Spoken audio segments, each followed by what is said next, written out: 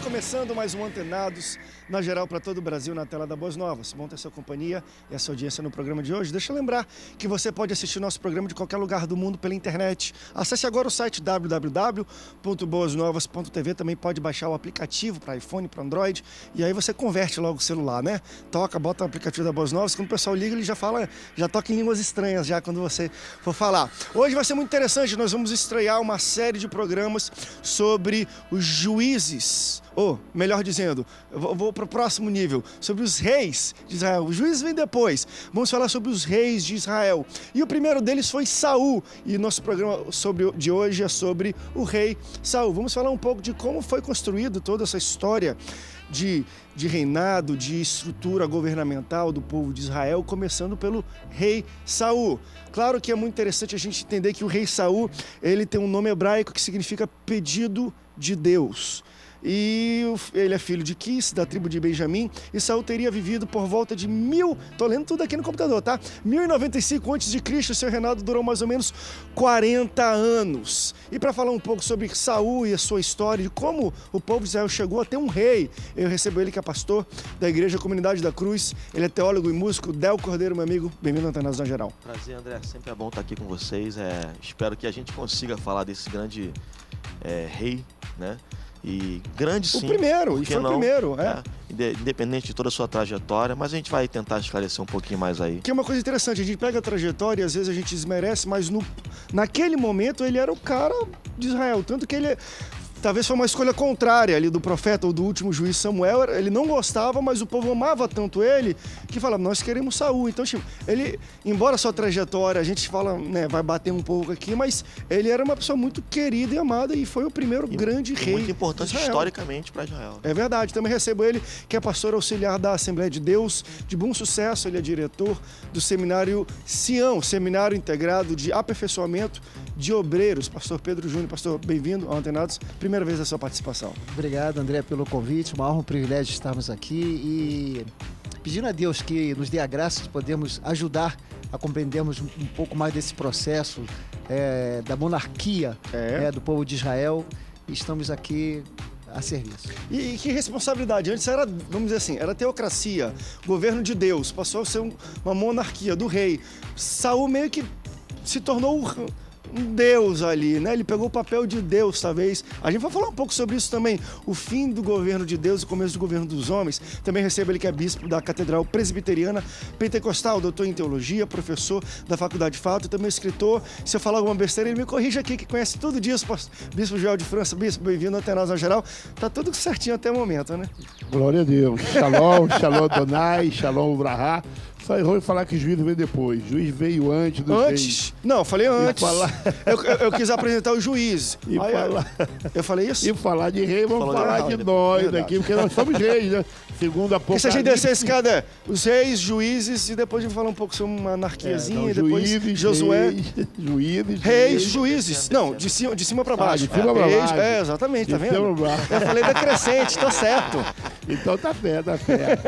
Segundo Apocalipse, o Senhor Jesus nos comprou e com seu sangue nos comprou para Deus e nos fez reis e sacerdotes. Eita Deus. Para reinarmos sobre essa terra. Mas somos reis Saul ou rei Davi? Somos reis. Eita Deus, que tipo de rei é você? Que tipo de crente? Tipo de rei é o Saul ou o Davi? Então vamos chegar lá. Jesus. Também recebo ele que é pastor presidente do Ministério Vinde Amados Meus. Ele também é conselheiro da mesa diretora da Faculdade de Teologia Winterberg. Pastor Jarvis Brito, pastor bem-vindo ao Antenados na Geral. Prazer em revê-lo, Daniel, André, prazer a todos os telespectadores aí do Antenados na Geral. Mais uma vez, um abraço aí do povo da Vinde Amados Meus, da Wittenberg e também, por que não, da família da Sociedade Bíblica do Brasil, que tem um carinho muito grande pela Rede Boas Novas de TV. Um prazer estar aqui para falar dos grandes reis, começando por Saul. Pessoal, bem-vindo, pastor Jarvis. A gente já pode começar.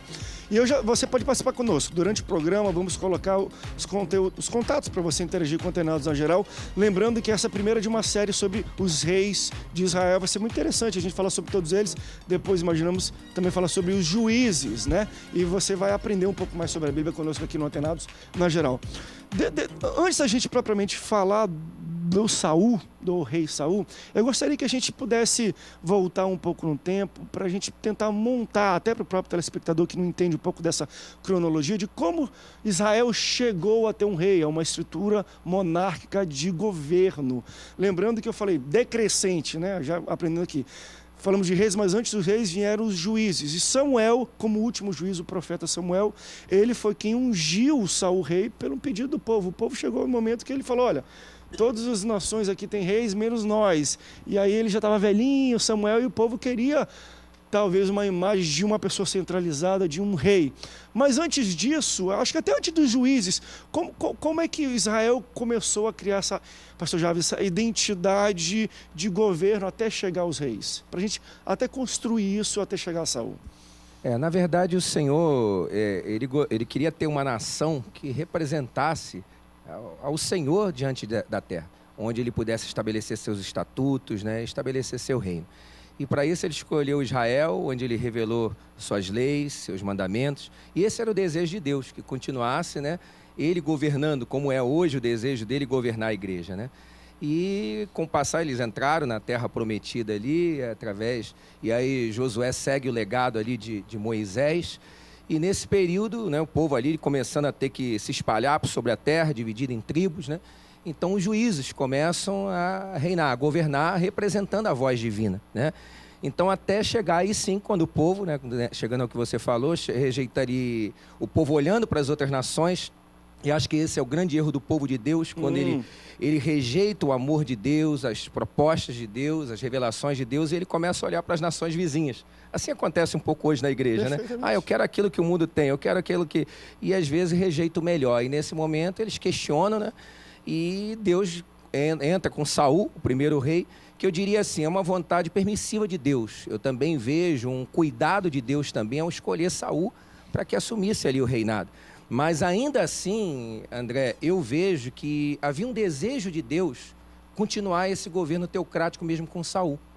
Porque eu diria que a proposta de Deus, ainda que o povo não quisesse... Exatamente. Assim. Ainda que o povo não quisesse o rei, não quisesse os juízes, o governo teocrático, Deus escolhe Saul ali, seleciona Saul, mas Deus continuava revelando a palavra dele aos profetas, né, para que ele estabelecesse a sua palavra e a conexão com o rei, né? Mas aí a gente vê aí no decorrer da história de Saul que ele rejeita muitas vezes a palavra de Deus, a dependência de Deus, escolhendo ele também um governo humano e não um governo teocrático. Deixa eu levantar uma pergunta que até estudando o tema me foi muito curioso, porque a gente começa de fato a construir aí uma identidade, vamos dizer assim, de governo, propriamente com Moisés, sim, depois com Josué e os anciãos. De alguma forma existia... Começou com Abraão, né? Isso, mas eu digo já para libertar mais aqui, né?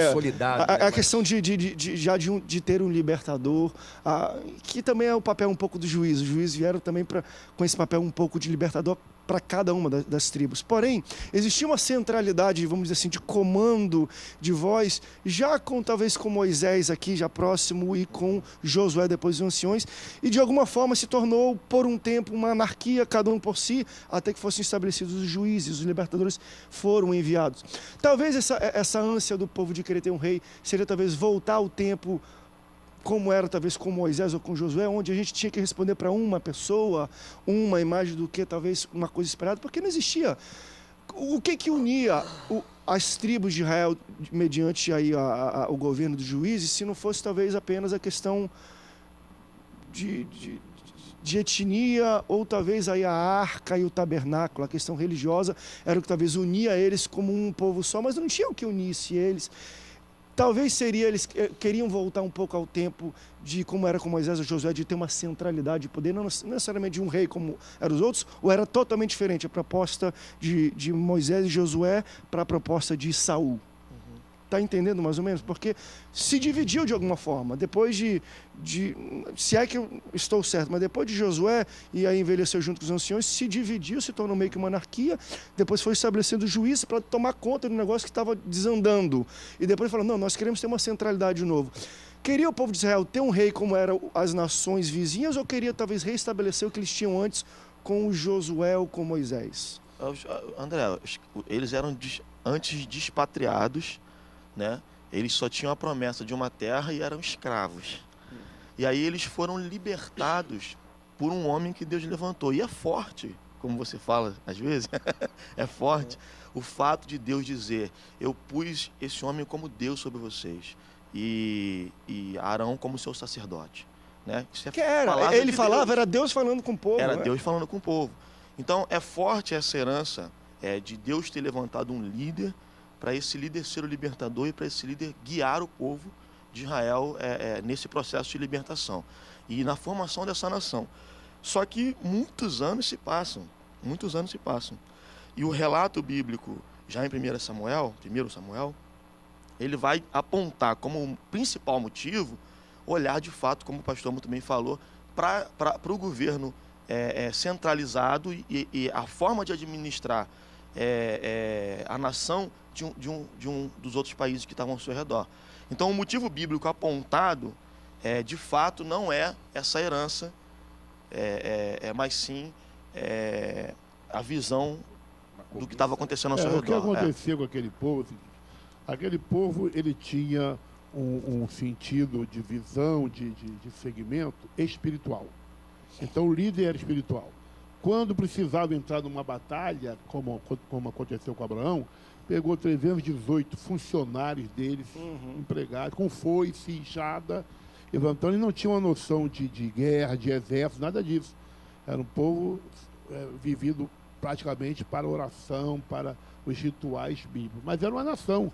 E como nação precisava ter uma estratégia, ter um organograma de governo, e que não tinha. E as outras Tem uma nações força militar tinham. para proteção Justamente. naquele eles tempo. viram Né? isso no Egito, eles vêm do Egito. Eles viram nisso o faraó com seu exército, com seu poder, seus generais. Perfeito. E quem era o general de Israel? Josué? Caleb? Quem eram os soldados de Israel?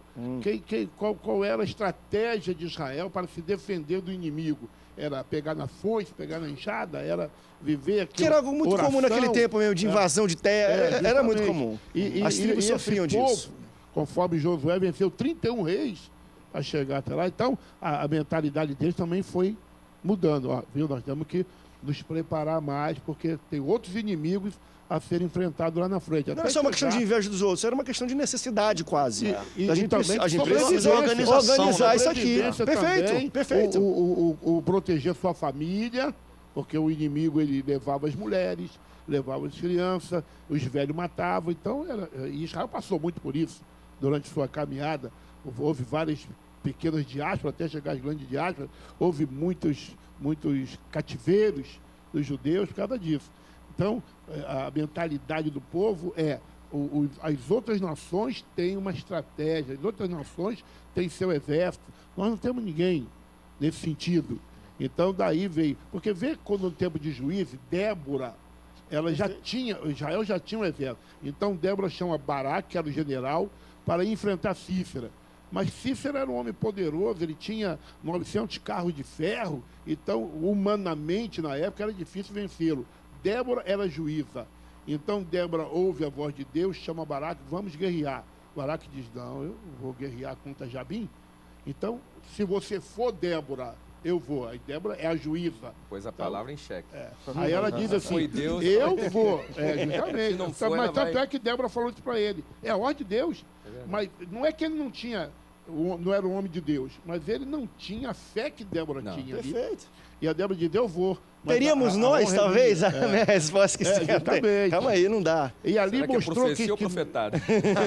e ali mostrou que mesmo no poder de juiz e uma mulher, que a Débora era casada, era uma esposa, uma mulher casada, não uma mulher que nasceu aí, só super mulher, não. Uma mulher normal do povo, mas que tinha uma unção de Deus, da revelação de Deus, então ela comanda Israel e vence o inimigo com Israel.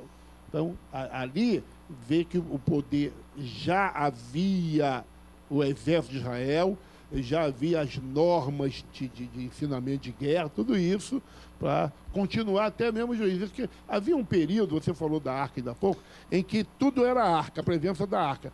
Mas Israel andou um tempo sem a arca. A arca ficou 20 anos na casa de Abinadab. Então não era a arca que trazia a vitória para Israel, né? Mas Israel andou um tempo assim. Se tiver a arca, nós somos vitoriosos, né? Então os filhos de Eli levaram a arca e perderam a batalha. Então não era a arca, era a comunhão com Deus, que havia muito forte no juízo. Depois vem, passando do rei Saul para Davi, volta essa unção de Deus sobre o rei. E a gente vai falar um pouco sobre isso. Vamos para um rápido intervalo, daqui a pouco a gente volta. O rei, mas que é uma coisa interessante, o povo escolheu, quem é? Fizeram meio que um plebiscito, né? Saul é a pessoa. O profeta Samuel, mesmo contrário à vontade dele, ungiu ele como rei. Quem era esse Saul que era tão adorado pelas pessoas, que o próprio profeta, que tinha o poder de escolher quem seria o próximo rei, vamos dizer assim, contrário à sua vontade, escolheu ele. Que situação era toda essa? E vamos falar também sobre... Deus permitiu, era vontade dele, porque também quando o rei foi colocado era uma questão hereditária. Mas a primeira sucessão já não foi hereditária, que é uma coisa muito interessante. Vamos para o rápido intervalo, daqui a pouco a gente volta. Não sai daí, Mantenados, volta já já.